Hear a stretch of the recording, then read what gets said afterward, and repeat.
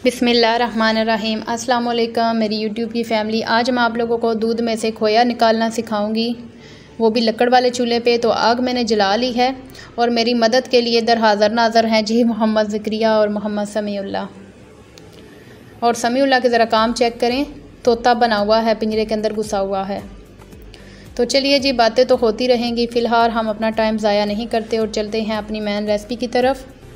बिस्मिल्लाहिर्रहमानिर्रहीम। कढ़ाई मैंने चूल्हे पे रख ली है और अब इसमें मैं दूध डाल रही हूँ। मैंने 4 किलो दूध लिया है।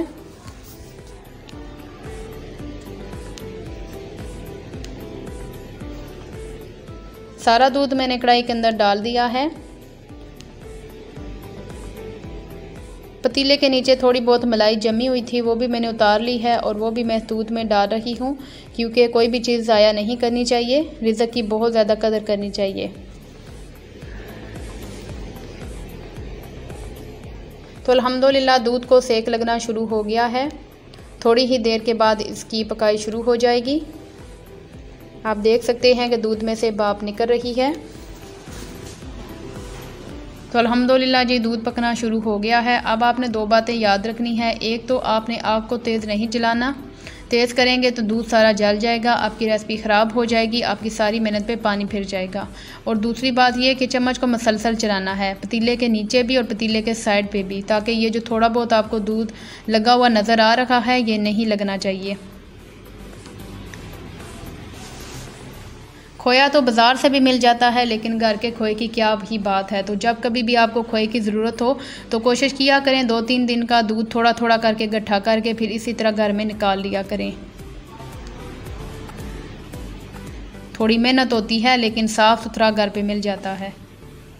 तो मैं आपको बताऊंगी लास्ट पे कि मेरा कितना टाइम लगा। तो देखिए जी दूध ठीक होना शुरू हो गया है।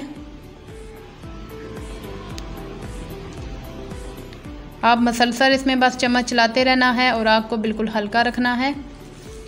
हल्की हल्की आंच पे ये निकल आएगा खोया।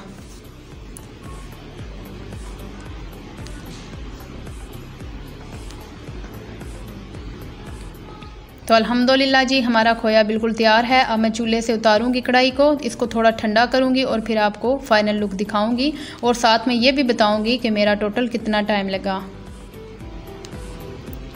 तो ये देखिए जी, और मैंने इसको दूध को मैंने चूल्हे पे चढ़ाया था सुबह के 9:30 बजे और अभी 2 बज रहे हैं।